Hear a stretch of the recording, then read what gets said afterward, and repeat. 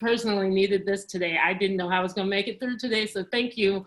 And we're gonna have to show up like you on each of these fronts. Please help us on these voter intimidation tactics. What do we do? So let me tell you how I think when we're talking about showing up, that I'm sitting here, we are both sitting here, sister. We are both the hope and the dream of a slave.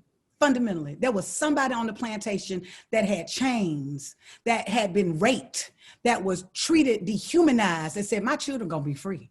I don't care. And there was somebody saying, no, we've been slaves for, the institution of slavery lasts for 200 years. So imagine I'm in the first 10 years of it, right?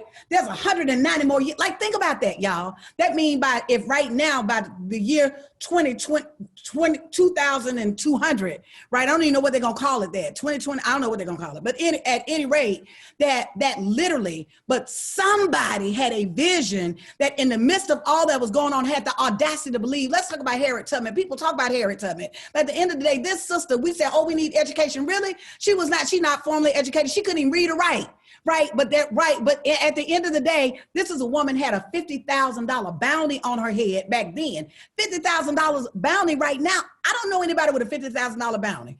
That's a lot of money. That's almost $500,000 if you equate what it was at that time. This was a woman that fundamentally wound up leading the military, became the leader of the military to really go and free enslaved Africans in South Carolina. Do you think that she cared about, that she was excited by the U.S. Army after being enslaved? No, what she was tactical. She had a vision and she was committed to something greater. That yes, my politics, I might handle, but my spirit, you can't break my spirit. And when I don't have nothing else, and the only thing that I have is my spirit and my hope and my belief that we're gonna change, that's all I got. And sometimes that's all we got, y'all. And I'm raising that because I think it's important for us to ground in the very thing that men want us to move away from. They want us to move away from our intuition, right? You're not a good leader if you move for your intuition. You got to be logical, right? You can't be emotional. And I'm thinking to myself, it's a whole bunch of folks locked up in jail and men in a heartbeat will fight. What are you talking about? Like, what you mean? You fighting and shooting each other out and having something called wars?